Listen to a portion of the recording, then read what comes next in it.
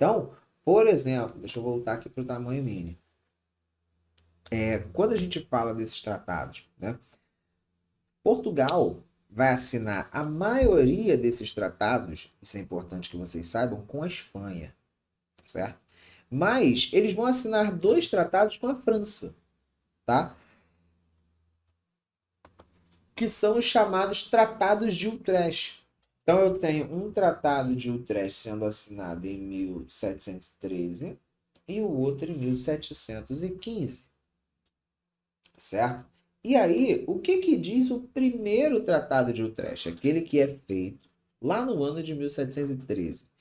Esse tratado, galera, é o que vai definir o limite natural, né, limite físico ali, natural, ao norte do território brasileiro. Então, mais uma vez, eu vou fazer o mapinha aqui. Tá bem esquisito, mas você vai entender. Território brasileiro, né? Imagina aqui que eu tenho uma linha, ó. Vocês estão conseguindo ver bem no limite mesmo, né? Literalmente, ó. Vou até abaixar um pouquinho a linha. Imagina que aquela linha ali que eu estava fazendo é um rio. É um rio e o nome desse rio é Oiapoque. Ele existe, de fato. Esse tratado feito entre portugueses e franceses é o que vai definir o rio Oiapoque como limite, ó, do que é o território português e do que é o território francês. Ou seja, o território português, aqui, ó, vocês vão ver, ó, vem, até o Rio. Chegou no Rio, depois do Rio já não é mais território português. Depois do Rio é território francês. É a chamada Guiana Francesa. Certo? Então o objetivo é esse: tem o território, vem o Rio é o limite natural, e aí depois do Rio já não é mais meu. É isso que está sendo definido no primeiro Tratado de Utrecht, certo? O segundo tratado, né? O segundo é meio que, não sei se vocês já ouviram bastante falar disso. Quando um país, vamos dar um exemplo, tem uma eleição. E aí algum candidato A, B ou C, enfim, ganha a eleição, e aí os outros países, eles meio que reconhecem a eleição daquele cara que foi eleito. Ah, o país A, B ou C reconhece a eleição que aconteceu no país X. Esse tratado de Utrecht, o segundo, ele tem um pouco a ver com isso. Porque olha só, presta atenção no que está escrito. Ó. Estabelecia que a colônia de Sacramento, que foi fundada por Portugal, pertencia aos portugueses.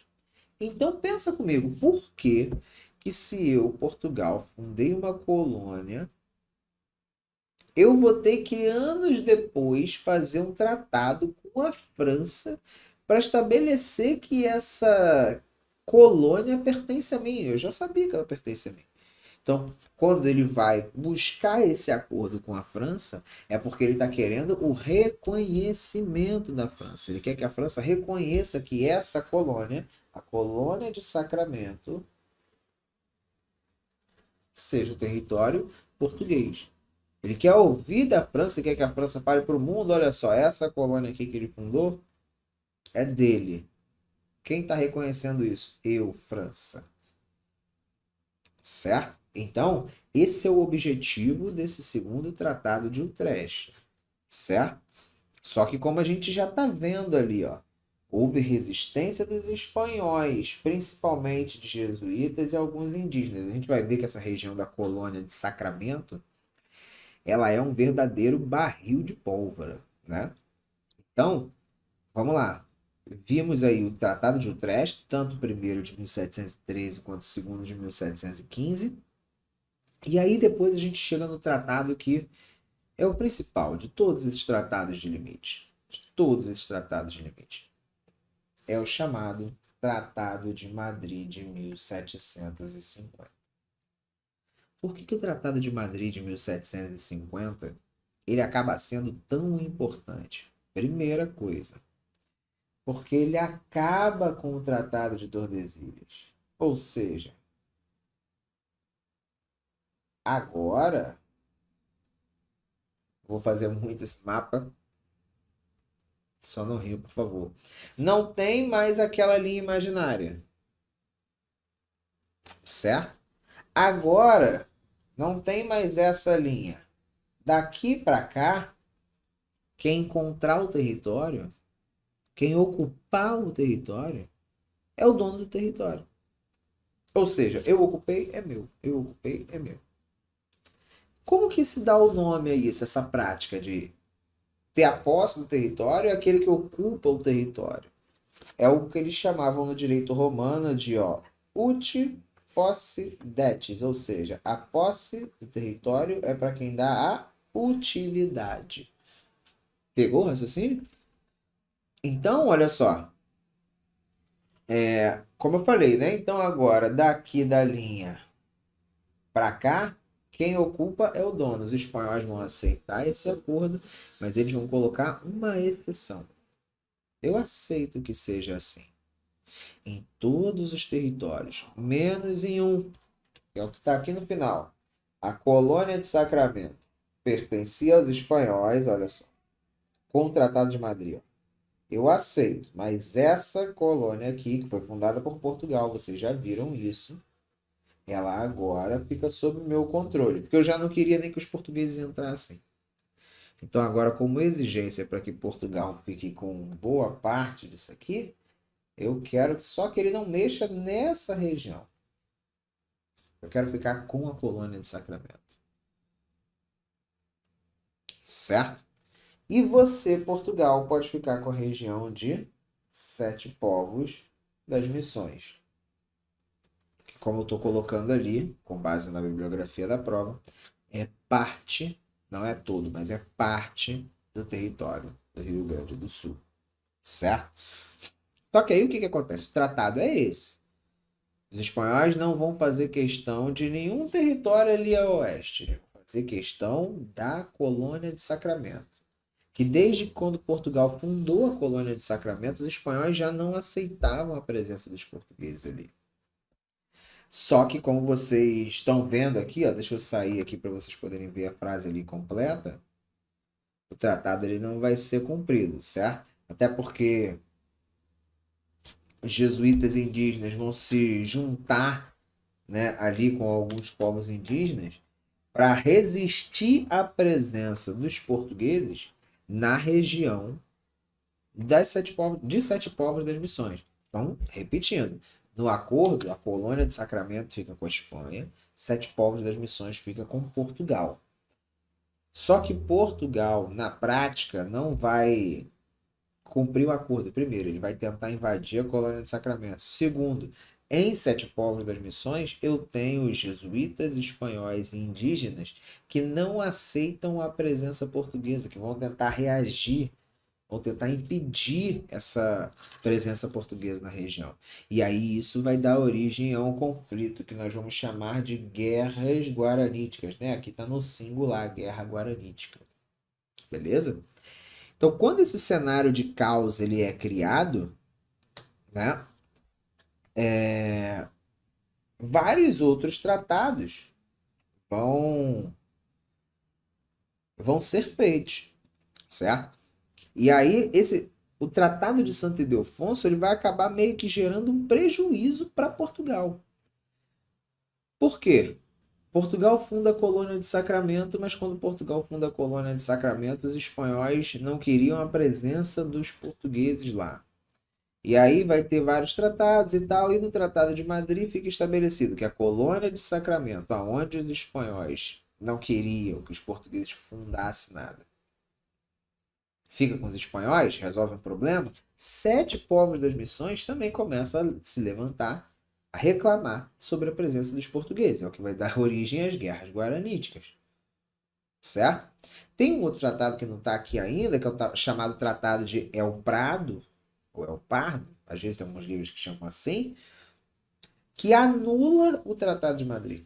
Então teve o Tratado de Madrid, depois o Tratado de Madrid é anulado. E depois ainda desse Tratado de El Prado, que anula o Tratado de Madrid, eu tenho o tratado, como a gente está falando aqui, de Santo Ildefonso. Certo? Que é pior, ele é um prejuízo para Portugal, por quê? Agora Portugal não vai ficar nem com a colônia de Sacramento, nem com a região de Sete Povos das Missões, certo? E aí lembra que eu falei para vocês no slide anterior, a região de Sete Povos das Missões é uma parte do que hoje é o Rio Grande do Sul. A outra parte do que hoje é o Rio Grande do Sul é o que vai sobrar, né, mais ao sul, é o que vai acabar sobrando para os portugueses, vai ser meio que devolvida pelos espanhóis. Mas aí é claro, os espanhóis devolvem essa parte na negociação, para não dizer que eles não fizeram nada, que eles não agiram, mas em compensação eles ficam com as duas colônias. A colônia que foi fundada por eles, Sete Povos, e com a colônia que tinha sido fundada pelos portugueses, que é a colônia de Sacramento. Então, assim, eles estão saindo na vantagem, digamos assim, dentro desse contexto ali da região sul, certo? Só que Portugal vai, mais um momento, meio que tentar barganhar, negociar esses tratados de limite, certo? E aí já em 1801, já entrei no século XIX, olha só. Esses tratados de limite eles vão se estendendo ao longo do século XVIII e o último deles é no século XIX, que é o chamado Tratado de Badajoz. Deixa eu falar uma coisa para vocês aqui. O Tratado de Badajoz, ele tem uma coisa que é muito simples. Por que que quem está papirando, quem está estudando muito tempo para concurso militar sabe disso? Por que que o Tratado de Madrid aparece com mais frequência na prova e o Tratado de Badajoz quase não aparece? Né? Aparece muito pouco e tal, para não dizer que não aparece. É mentira, já apareceu, mas comparado com os outros tratados, principalmente de Madrid, é uma quantidade muito menor. Porque a função do Tratado de Madrid é fazer isso aqui, ó.